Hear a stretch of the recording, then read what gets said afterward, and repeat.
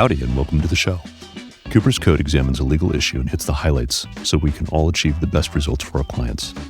I'm Miles Cooper, and with today's guest, Kent Klaudt, we will be discussing team risk assessment, its pros, cons, and risks using the lens of avalanche risk awareness. Before we get into today's topic, a few words about Cooper's LLP. We at Cooper's are committed to thought leadership, developing the best talent, and honing skills through learning, practice, trial, and the relentless pursuit of justice for consumers. The lawyers licensed in California, Oregon, and Washington. We're available for free strategic consultation on cases and accept referrals and trial co-counsel opportunities. For more information, visit our website at coopers.law or email us at podcast@coopers.law. So Kent, welcome to the show. Thank you. Thanks for having me. We talked about this being a discussion of decision-making through the lens of avalanche and avalanche safety. And do you have any experience in skiing?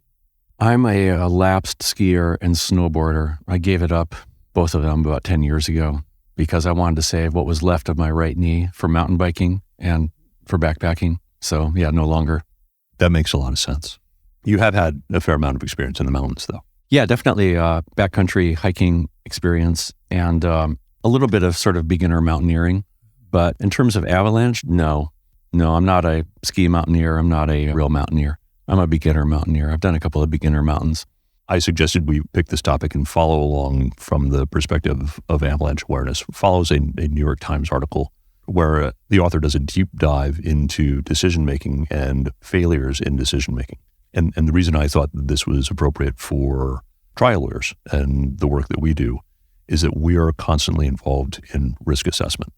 And by way of background, so that our listeners understand a little bit about you, because you've had a varied legal career, can you give us just a thumbnail of the types of firms that you've been at and the different ways that those firms have been structured in terms of being able to approach decision-making, i.e. settlement versus trial, risk, et cetera? Yeah, sure. So I've been on the plaintiff side for, 25 years. I've always been on the plaintiff side. I started out at a small plaintiff's firm just a couple blocks from here when I was just out of law school. And I worked there for maybe 4 or 5 years. Very small firm, 2 partners, a couple of associates, a couple of support staff.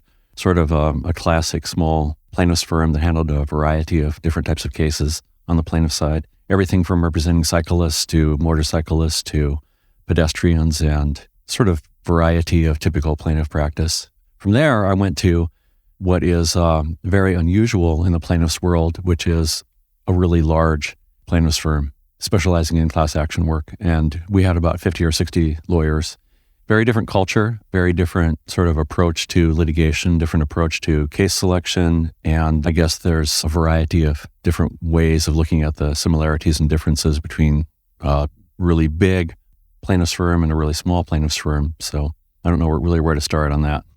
Well, I think that helps our listeners understand the fact that you have a broad experience and that there are firms that are structured more horizontally and firms that are structured more hierarchically. I noticed you omitted the detail that you were Mary Ann Cooper's, I believe, first supervisor. That's right. At a plaintiff's firm. That is true. Yeah. So a little human element there. That's right. So maybe 22 years ago. Yeah. From the avalanche perspective, the approach that used to be taken in the avalanche world was what I would describe as a default to safe. Let's confirm that things are safe. That shifted after a number of fatalities to a default to unsafe. And the default to unsafe, and I'm giving a very macro perspective. The article that the New York Times author wrote, which is in the show notes, is fantastic, both for avalanche, but also for decision-making overall. The default to not safe also required people to recognize that there is a tendency to rely on experts and locals. And if you have 6 or 7 experts standing around and everyone thinks that somebody else has done the work, but no one owns it, then that can lead to disasters like a disaster where multiple experts at an avalanche safety training seminar went skiing and died because everyone thought someone else was doing the work. That's kind of the background in terms of the avalanche piece. It is a good launchpad, I think, to ask you some questions about your experience in risk assessment. And let's start with the smaller firm and the decisions to settle versus try a case, the decisions to take certain paths. and how those were approached from a small firm perspective and the pros and cons that you saw there. So I think starting out on the plaintiff side at a small firm, it's a lot easier to sort of talk informally about strategy at every stage of the litigation process in a small firm, especially in the pre-COVID days when everyone is in the office and in a matter of seconds, you can knock on your colleague's door or over lunch or over coffee, bounce ideas off of him or her. And there's a lot more sort of ongoing informal communication about tactics and about strategy and about what is the right thing to do to move forward with the case and whether it's going to go to trial or whether it's going to be focused on getting it into mediation. So I think that that is a thing that is less likely to happen in the larger firm context. And not that it's necessarily always better or always worse, but it's a thing that is less likely to happen. It's complicated in that there's no sort of one size fits all in small plaintiffs' firms. There are firms that have a lot of back and forth between different levels of authority. There are very top-down firms. There are very like horizontalist firms where power and decision-making is more equally spread out among associates and partners and involves the input of paralegals and other support staff. So I guess it's hard to really generalize. I can say, though, that the thing that I missed in moving to a larger firm, a more like routinized or structured large firm environment, is the lack of sort of informal back and forth sometimes. I oftentimes look to other areas to seek wisdom in how they approach things. Your conversation about the informal and the inputs that happen in a more horizontal firm remind me a bit of auto manufacturers, and I'll explain where I'm going with this. The auto industry, particularly American manufacturing, and I think of the plant in Fremont, ran into a lot of problems down to the point of putting the wrong fronts on vehicles on the assembly line. And the assembly line, it kept moving, and a worker did not have the authority to stop the line. You contrast that with Japanese manufacturing, and in Japanese manufacturing, they set up a process where even the lowest person on the totem pole had the authority to stop the line and did so if there was an issue with a car where it would not have gone out properly.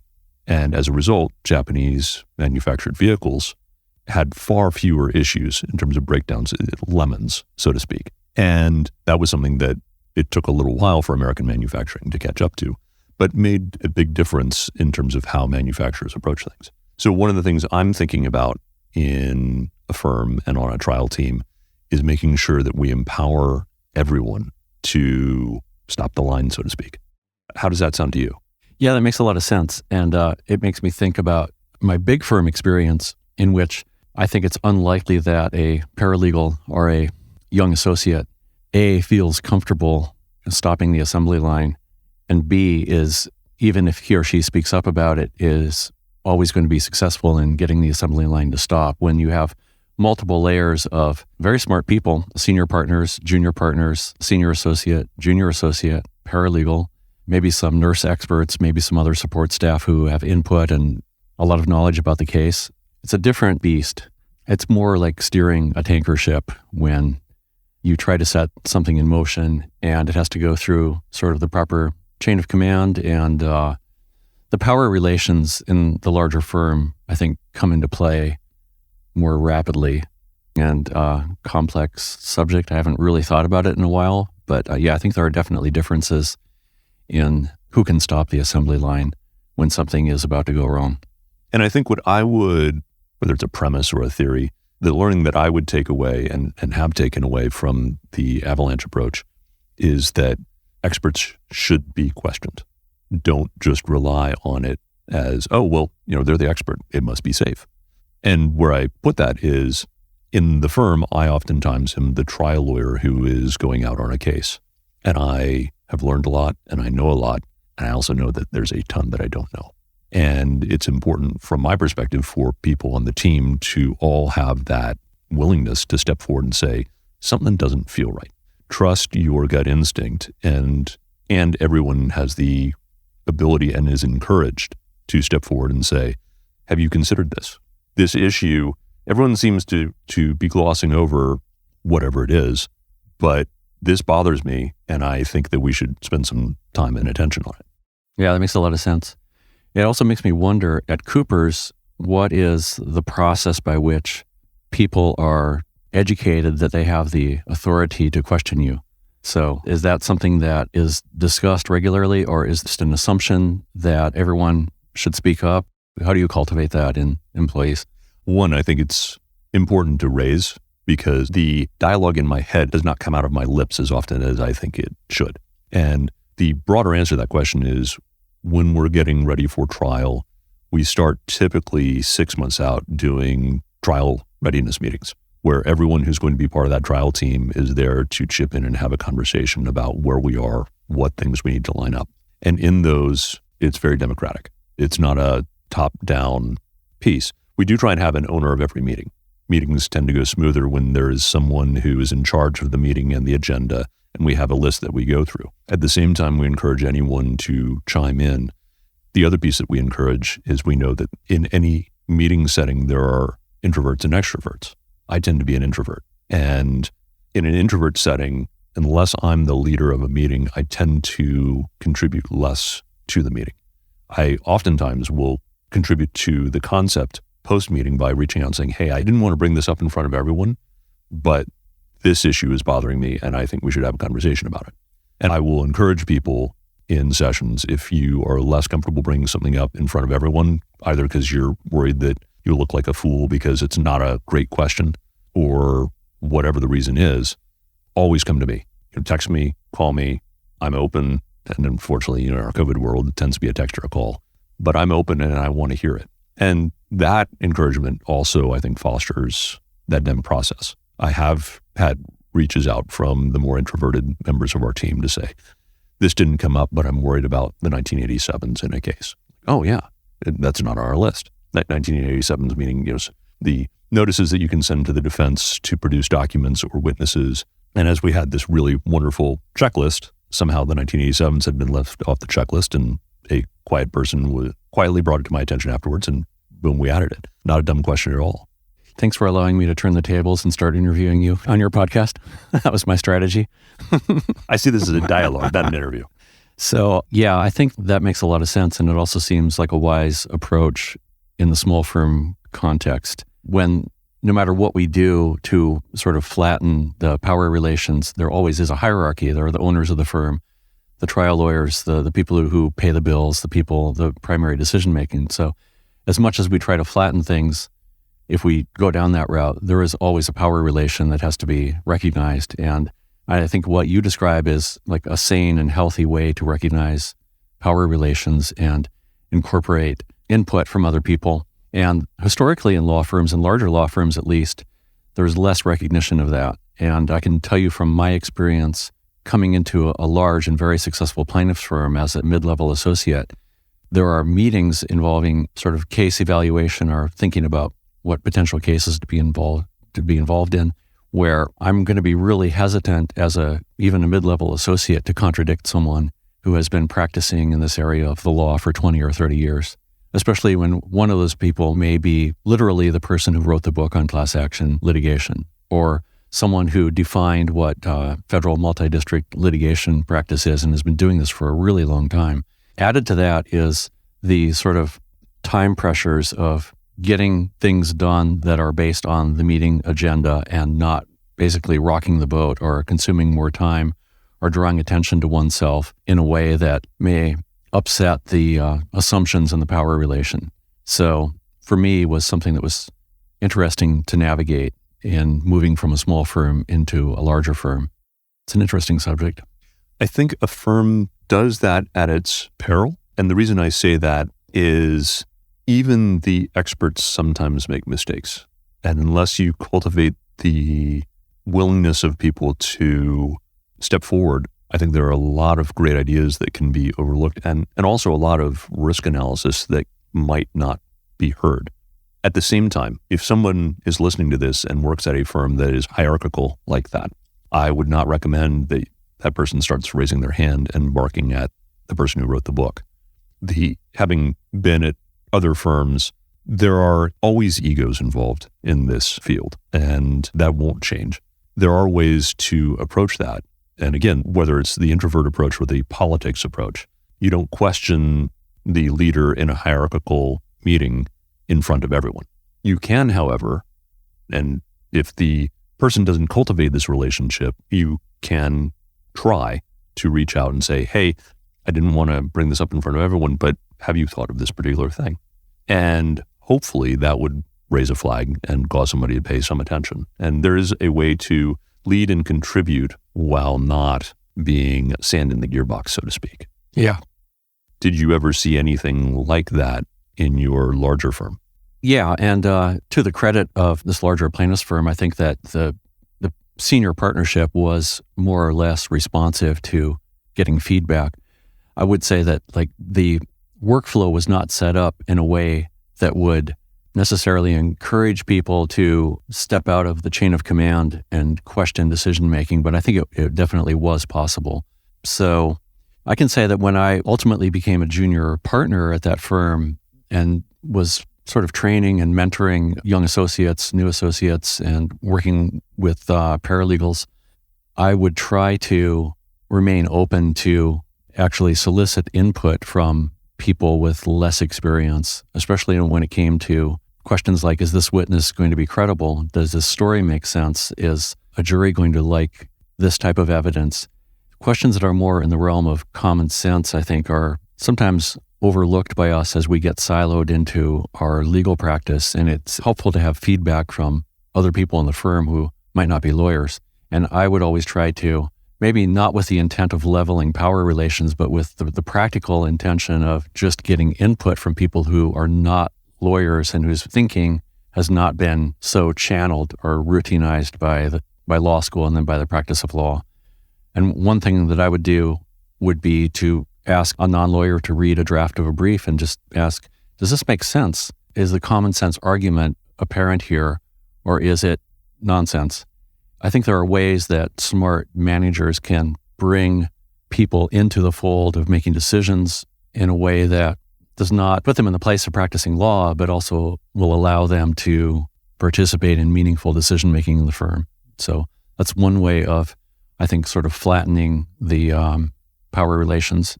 Following on to that, I think that that's really important. Some of the informal focus groups that would occur at a prior firm that I worked at were in essence getting people who weren't embedded in the case and who were non-lawyers to sit down and listen to some of the issues in the case and just spitball. And that generated some very good feedback. I would say it may not be as good as a fully done focus group or mock jury, but it generated concepts where like, oh gosh, I never even thought of that.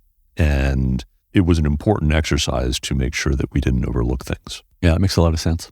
In those conversations, and here we're turning back a little bit to the avalanche piece, the more we fall in love with our cases, and I think this is just a tendency in humans, we become focused on the issues through a certain lens. I like my client. I love my case. I've done a great job taking all these depositions. Therefore, I look at my case as a winner. And we have a tendency to look for successes as opposed to looking for failures. And here I'm drawing it back to the avalanche piece.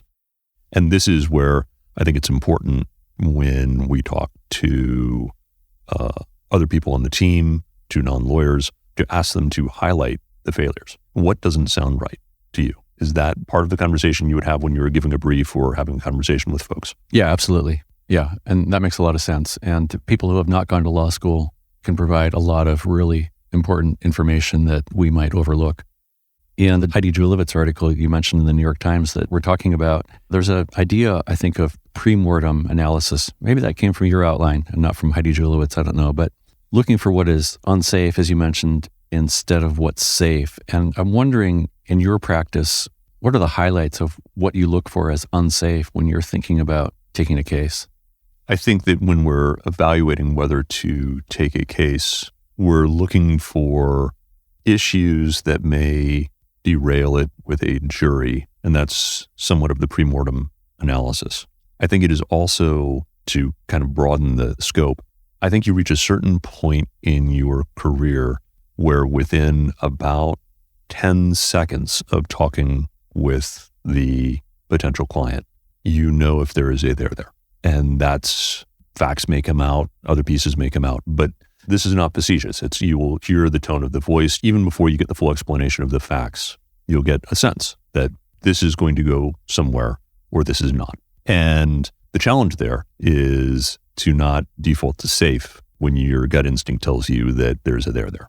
So making sure that you do the full factual analysis, even though you've already kind of flopped into, yes, I think this is a something. That's, I would say, is the preliminary piece. But the secondary piece is we will oftentimes do focus groups very early in the process. And this goes to flattening the decision-making. The focus group approach that we typically use is we have a jury consultant and we use what I describe as peeling the onion focus groups, as opposed to going ahead and putting on a contentious, I'm the plaintiff and somebody's the defense, or somebody's the plaintiff and I'm the defense. This is a, how do you feel about bicyclists? And then you have people talking, well, how do you feel about people opening car doors? And you start looking for areas where people have hangups, and you go through the whole fact pattern of the case with this kind of unpeeling of the onion.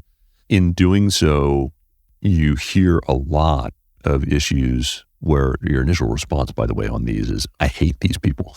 I can't believe they're saying this about my case because my case is so good. Why would they say that doing 30 on a bicycle in a 35 zone is speeding? That's below the speed limit. But you hear these things. And actually, the more defense-oriented the jurors, the stronger your case ends up getting.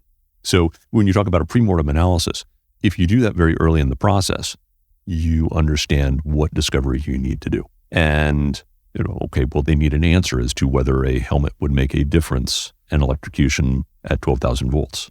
Answer is, it doesn't. But you get people who get stuck on a particular thing, and you understand, I need to answer all of these questions in opening before they reach their own conclusions about what happened in the case. So this goes back to your premortem. I think a detailed premortem involves a focus group early on so that you can get all of the issues fleshed out, then do the discovery, and you may reach a point where, oh gosh, we have issues in this case that we didn't recognize. That's a really interesting, and it's something that I never did either at the small firm I worked at or at the large firm I worked at. And I'm wondering if that would have saved us from getting involved and how much of that could have been done in some of the suboptimal cases that I got involved with. I love the euphemism of suboptimal. So is that something you've always done in your career, or is it something new to the plaintiff's practice or something else? I'll give credit where credit is due. I'd love to say, oh gosh, this was my idea when I was out riding it. I'm super clever, but it's not. We work with a jury consultant named Ed Lazarus, and Ed suggested, like you, I think I am used to a focus group being done in the one side puts on a plaintiff, one side puts on a defense, and it's done later in the case, typically when one has the facts and can present the facts the way the jury is likely to get them. That's historically where I see focus groups, and where you may repeat the focus group after expert depositions when you get different facts, or you may repeat the focus group if you had a bad outcome and you want to tweak the way it's presented to the jury. I'd never heard of the idea of doing them this early in the case. And the way Ed has approached it is he does them in a very cost-effective way. This was pre-COVID. He would use jurors from home, sending cameras to them. Back then, pre-COVID, these were around 5,000. And with the full boat in-person focus groups, you could spend $15,000 to $30,000.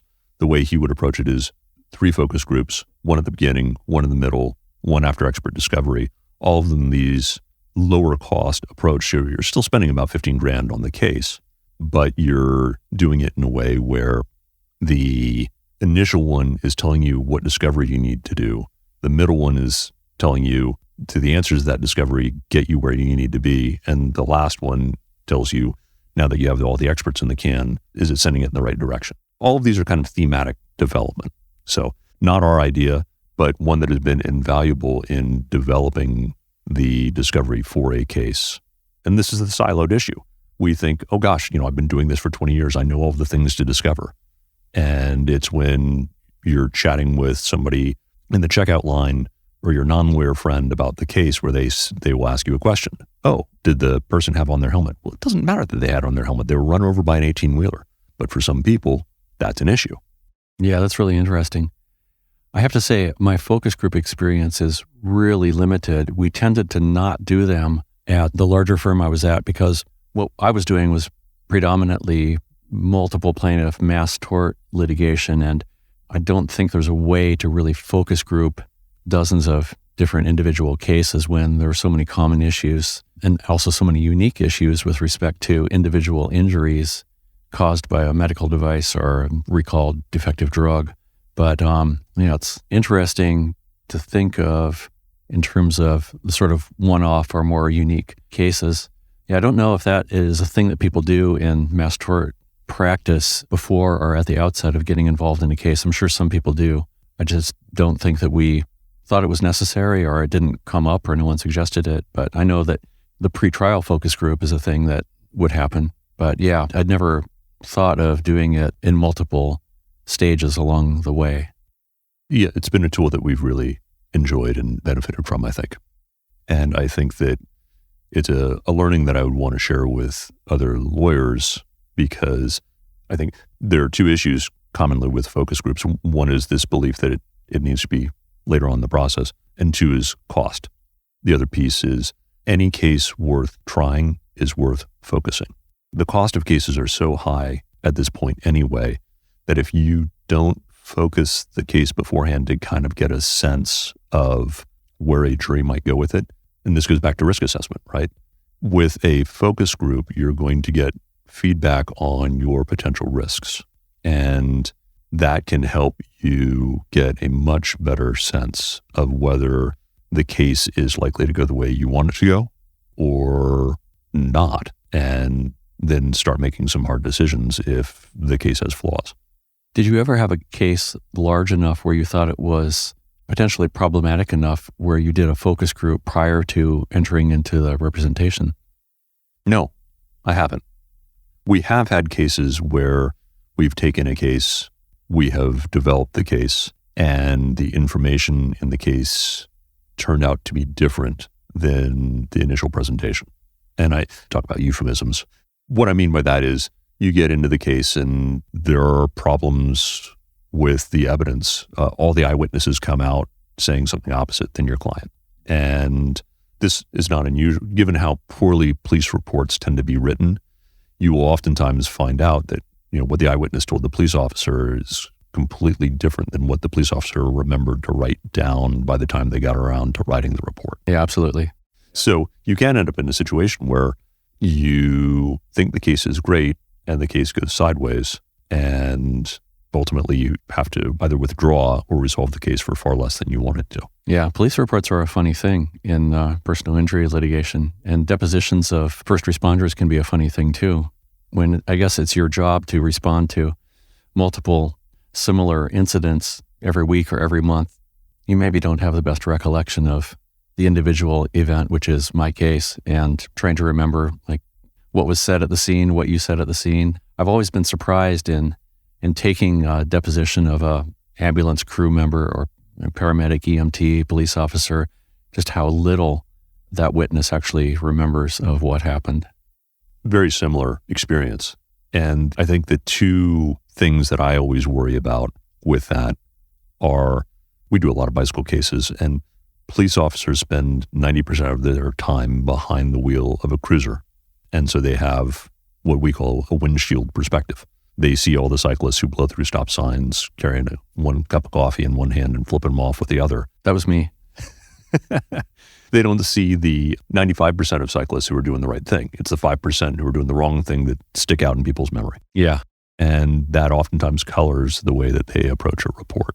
Yeah, it's really interesting, the windshield perspective. I've never heard it described that way, but yeah. When I'm on my bike, I feel like I'm often Portlandia, sanctimonious cyclist guy, shouting at everyone and barking orders at all the motorists around me. But when I'm in my car, I'm always like, well, why is this cyclist doing what they're doing around me or doing this weird thing? And it's funny how our perspective can shift so rapidly depending on whether we're in a car or on a bike, or maybe that's just me. Your sanctimonious reference. I think we have to throw out a reference to I'm on a MF and bike video on YouTube, which if people haven't seen is probably the best 3 to 4 minutes of, if you're a cyclist, you will recognize all of these riders. Okay, I'll have to go watch that. I've never seen it. Oh, it's fantastic. We'll throw it in the show notes too in terms of a link. The other piece that I don't think we've covered is the risk of fatigue. And as far as that's concerned, as you get into trial, there is that effort that is required in the 90 days beforehand where expert depositions are going fast and furious. You're staying up super late. How have you addressed the fatigue issue in your decision-making with teams? That's a really salient question with respect to my big firm experience. It was a very intense environment in many ways. People are working very hard. There is a culture of high intensity, high performance. The fatigue question on a personal level, the way I handled it was I would work a day shift and then leave at maybe 4:00 and work out, get dinner, and then come back to the office for an evening shift and work from sometimes, if we were busy, 7 until 1 or 2 in the morning, and manage my sort of energy levels by doing that. And I guess everyone has a different method for handling fatigue, whether it's through watching escapist zombie movies to take your mind off of work, or exercising regularly, or I think everyone has a different formula. I do know lawyers who don't have a sort of strategy for dealing with fatigue, and those people don't always do well in the long term. And there's just so many different examples of how people deal with it and manage fatigue. When you are fatigued and still have to be making wise decisions, and I'm thinking about the working through the night to deal with the brief that the judge decided needed to be handed to the judge the next morning, and you still need to be there to put on witnesses. I know when I get tired, I get snappy. I'm more likely to lose my temper. My focus may not be as solid. And my question for you is, when you have that fatigue entering your system, are there ways that you self-govern or rely on other people to help you in your decision-making? Yeah, that's an interesting question. I don't know that I've ever really thought about it that way or thought about how fatigue affects my decision-making, but I know it does. And in the context of sort of outdoor activities, fatigue is a real thing, and high elevation affects our ability to think clearly. And I'm sure there are parallels to that in the world of litigation. I don't think I ever really connected those dots and thought about fatigue decision-making before, but it seems like something that's worthy of consideration. And part of the reason I bring it up is because I look back on some of the cases I handled, and the approach was always, we will never be outworked by the other side. And so I would be trying cases and getting 2 or 3 hours of sleep a night in order to make sure that all my ducks were in a row to put on the show the next day. And I remember one case in particular where we did well in the case, but in order to be ready for closing, I worked through the entire night. It was just the way that the case was set up. And my closing was flat. And while we did well in the case, my learning from it was I needed to structure the work in the case a different way so that I was not so exhausted. And one of the reasons I bring this up, and I think this is mentioned in the Avalanche article, your heart rate can go up by 20 beats per minute when you're exhausted. Your ability to respond to your emotions, your emotional governance goes away. And so your chance of responding poorly to an objection is greater, or being unable to pivot as quickly if the defense does something and you need to respond. That's why I bring it up. Yeah. I can't really relate to that in the trial context because I'm not a trial lawyer. I'm a plaintiff's lawyer, but the vast majority of my experience was in sort of managing mass tort litigation in a multi-district litigation context where I'm running discovery, or I'm handling the experts, or I'm going to meetings, working with other plaintiffs' attorneys and coming up with the tactics and the strategy of the case. But I have very little trial experience outside of some second chair work and a lot of behind the scenes work in all the firms I've been with. I know that it can be really dreadful in terms of what it does to your energy levels and just how draining it can be. And really, like, the best of times and the worst of times. But I can say that in terms of managing fatigue and fatigue decision-making, my equivalent would be flying all over the country and being in 3 or 4 different airports in 1 week and flying to Alabama for a meeting that lasts 15 minutes in which I don't say anything, or flying to Chicago for a court appearance that lasts 5 minutes and gets continued, and things like that, which I find to be incredibly fatiguing and irritating. So that would be my sort of corollary to being run down or trying to deal with fatigue or maintain the right attitude in the face of constantly being in airports or in between or on a plane and trying to work. I can see how that could be very challenging. Did you have an approach for it? Well, I learned that I was able to work on planes with earplugs in, and I spent a lot of my career at the large firm I was at working on airplanes and being pretty effective at it, working in hotels, just being out of my familiar physical surroundings and learning to focus despite that. But yeah, it's a weird way to practice law. I will share because it's pertinent at this point. I learned very early in my career that my favorite place to write was on a plane. And it's because the email stops when you're on a plane. And the way I tried to recreate that, I even went so far as to take a train to Reno and back in order to write an opposition to summary judgment, because it forced me to focus in a way, like I didn't want to be on a plane the whole time, but the train had the same effect. The Wi-Fi was so crappy that all I could do was focus on the opposition. Wow, that is really interesting. It's probably a statement on my inability to focus more than anything else, but that, I think, had a great way of getting me focused in. Yeah. For me, going back to the office after dinner was my way of focusing, and because I know that no one is going to call me basically after 7 p.m. I'm not going to get very much email after 7 p.m. But during the day, what I would do to maintain focus I typically set a kitchen timer or like whatever, my iPhone or something similar. I actually had a old school kitchen timer on my desk at one point, and I set it to a 45-minute time, and then I would turn my phone off, ignore my email, work for a block of 45 minutes, and then check the email, check the phone, and then go back to the 45-minute block of time. So that was my coping strategy for getting work done. And I still do that as I'm working for you guys. Are you familiar with the term for that? I'm not. It's called the Pomodoro technique. Oh, interesting. Yeah, I didn't know there was a term for it. So yeah, and it's called that because apparently whoever initially articulated this concept used a kitchen timer that looked like a tomato. Oh, interesting. So you have unwittingly adopted a very effective tool of getting through things. Yeah, I must have learned it from another lawyer without learning the actual name of it. Going back to decision-making and that default to unsafe, are there any other areas that you think we should bring forward on decision-making and group settings? Yeah, I really enjoyed the Heidi Julovitz article as well. And the thing that really struck me was all of the heuristic traps that she describes. And I hadn't really spent much time in the past reading.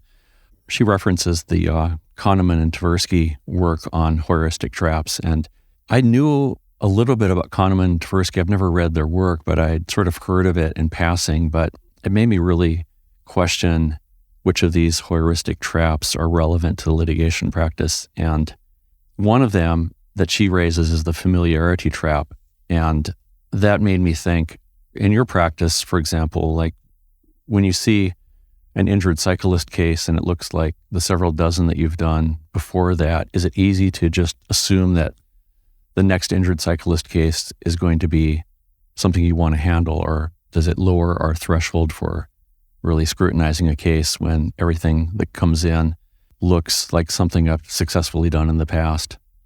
I think it does. And I think it forces one to have to step back and recognize that each case is an individual case, and to be certain that one is not making a misstep. We do have a decision-making process for when we decide whether to bring in a case. I think we do recognize that there is this risk of falling into, well, this Doring case is just like the Doring before, is just like the Doring before. However, each Doring is unique and different, because oftentimes there are different arguments about what the cyclist did wrong, because there always is.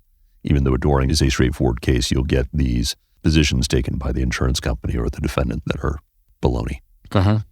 In my large firm experience, I would say there's definitely an example that comes to mind for me. We did a mass tort case against a medical device manufacturer involving an over-the-counter product, and it was successfully resolved, and I think we did well for our clients. And then about a year later, a new case came in, a FDA recall involving an almost identical product made by a different manufacturer with really similar injuries. And I remember thinking, well, we got to do this because this is the same thing. And I know for a fact that I did not really look into what are the differences between this case and the case we did that was successful.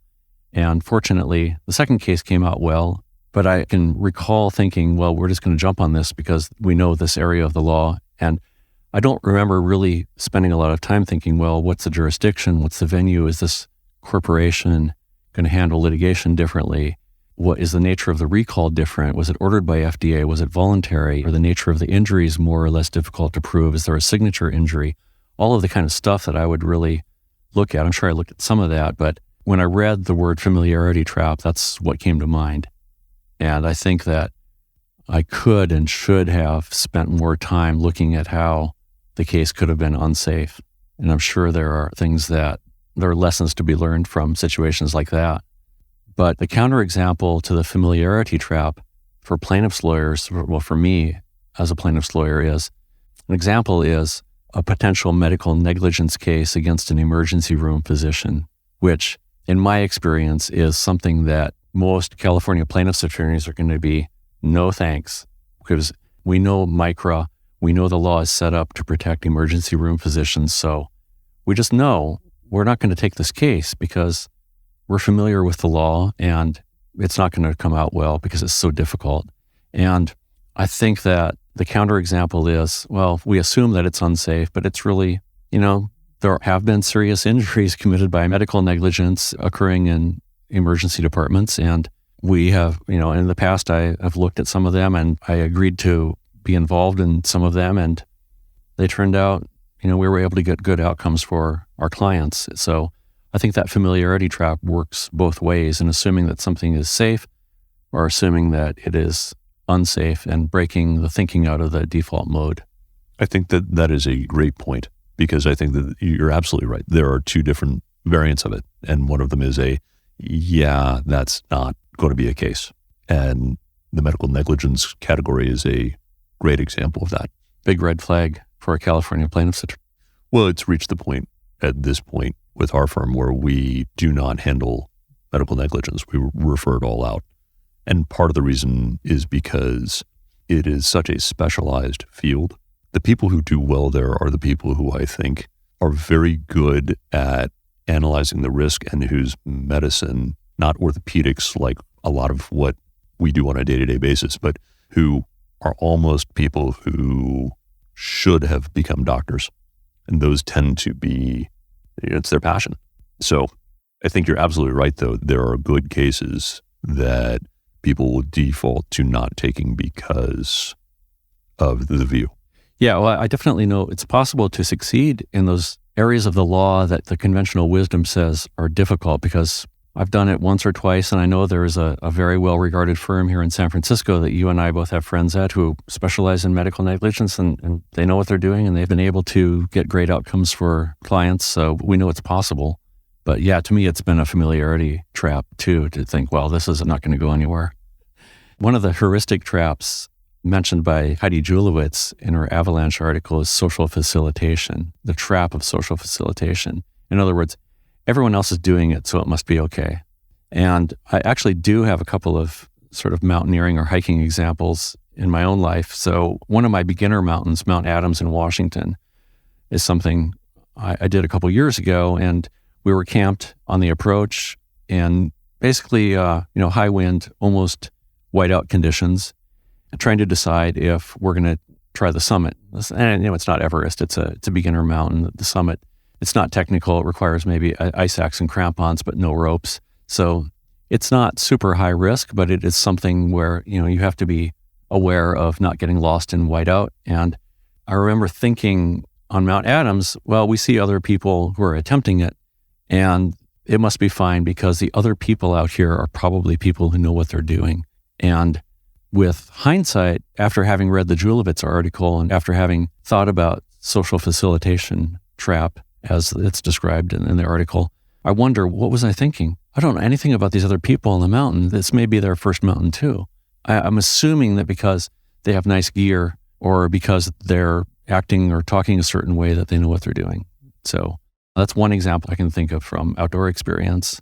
But the analogous scenario in litigation, all my friends in the plaintiff's bar are doing X, Y, or Z, so I've assumed it's okay without really considering the risk.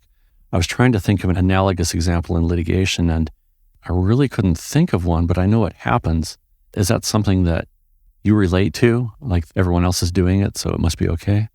I can relate to it in the experience trial, for example, where I have been at a case where something doesn't feel right. And this goes more to the reliance on expert or reliance on local, where you're with someone, that person has more expertise than you. And this comes back to encouraging people to step forward and say something, where there's a strategic decision made, and that strategic decision feels wrong, like it may lead to an appellate reversal.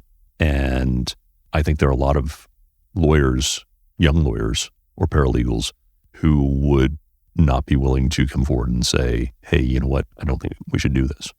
And the example I can think of, this goes way back. I was a young lawyer, and the introduction of OSHA standards for negligence per se had not been resolved. And we had two paths to go down. We could either fight it and introduce it and risk appeal, or we could work our case and not introduce it. And fortunately, I worked with somebody who was willing to have a conversation about it. And we took the more conservative route, recognizing that we would likely win the case. And if we introduced the appellate piece, if the case went sideways, we would lose. I think that's an example of working with somebody, and this is good training, somebody who encouraged me to step forward and say, I think we should pull back on this. And that then allowed us to keep the verdict on appeal. Well, I think your example early on of agreeing in the mass tort world, you will see everyone's jumping on something. True. And I think there is a tendency to want to not be late to the party. And that's where I think groupthink could be a real risk. That's actually a great and obvious example in the mass tort world, that there are currents or trends of we need to do this type of case because our buddy in North Carolina or New York or wherever got this incredible settlement for his or her clients, and this is where the law is headed. These cases are all over the place. There are a lot of clients, and yeah, that's a really good example.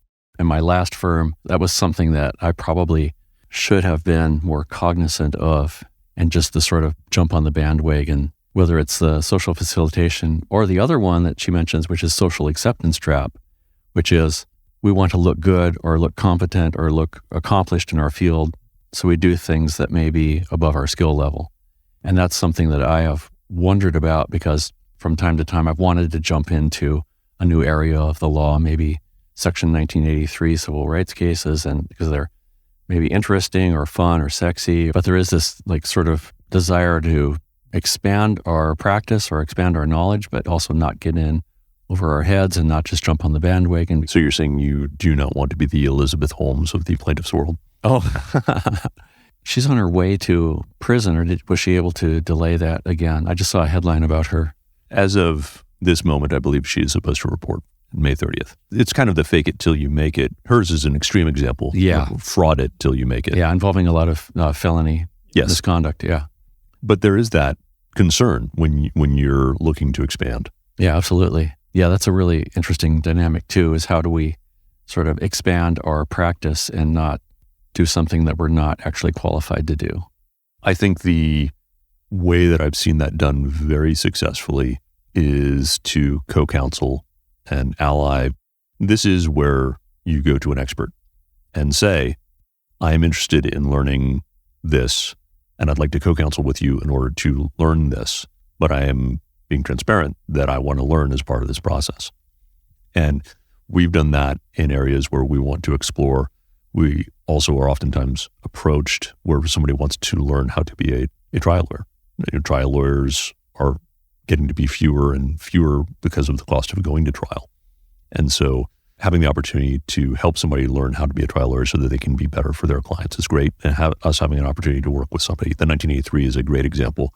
There is a very compelling case, not a case that will be a high revenue generator, but it's just wrong. And it came to our attention, and there's a very talented 1983 lawyer who's been willing to work with us on it, who also recognizes that it's not a revenue generator. But we'll do the work. We'll get some learning. I don't know that that's a direction that we'll ever really go into in terms of taking that on as a practice area, but we'd be unwilling to take that case without having an expert to help us along. Yeah, no, that seems like the proper course there. Yeah. Well, Kent, I really enjoyed our conversation. Thank you. Yeah, likewise. Thanks for having me. And thank you for listening today. Please email us at podcast@coopers.law with questions, comments, feedback, and suggestions on anything you have to share related to group decision-making, risk, and default to safe versus default to dangerous. Like what you've heard? Share us with a colleague and leave us a 5-star review on your podcast platform of choice. To all of you doing justice out there, happy hunting.